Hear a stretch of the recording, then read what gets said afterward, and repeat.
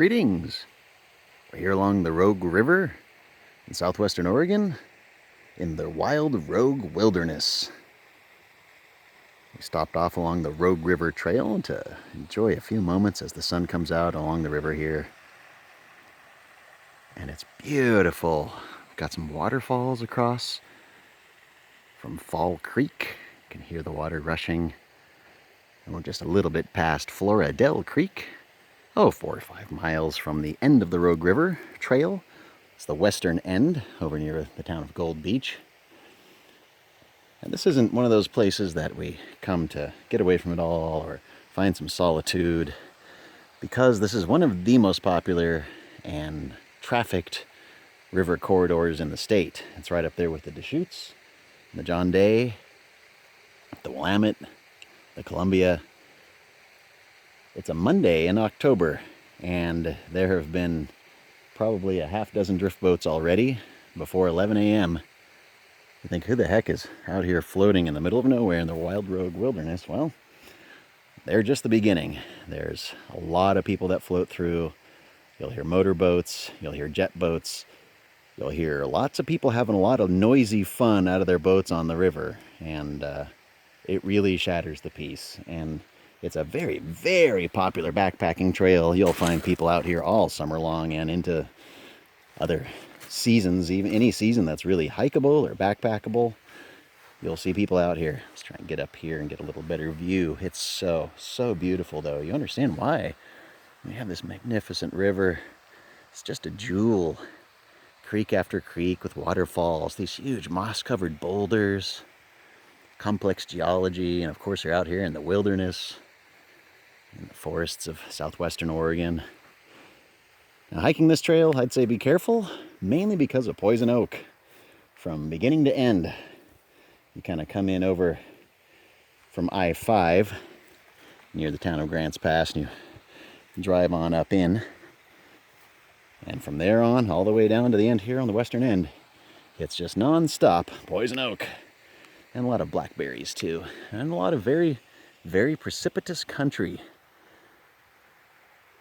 We did a video for you a few moments on Whiskey Creek down on the eastern end of the trail. And getting out there was a little nerve-wracking at times just because of how cliffed out the trail is. There's almost no room for two people to pass each other. Luckily, that time we had very little trail traffic. Very mellow, and of course, much better weather this time. It was a cloudy, wet day that day. And now it's a beautiful sunny day in the 70s. Magnificent for October. And that's another reason why people are coming out here. But they leave a lot of trash. You'll notice these footprints. Those are not boot prints from us. We're either, of course, barefoot or in sandals, which leave very little footprint at all. And you still see those drift boaters down there.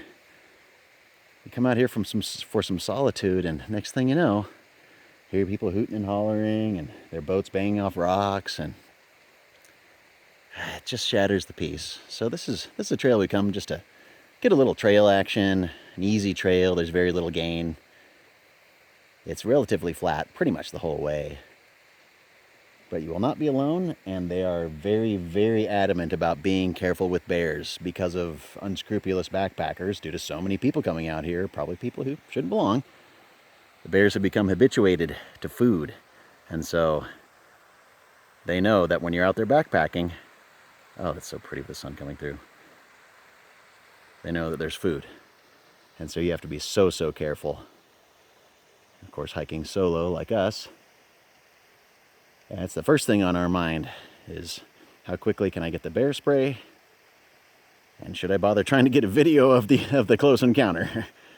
But there's salmon jumping, little bugs twinkling off the surface,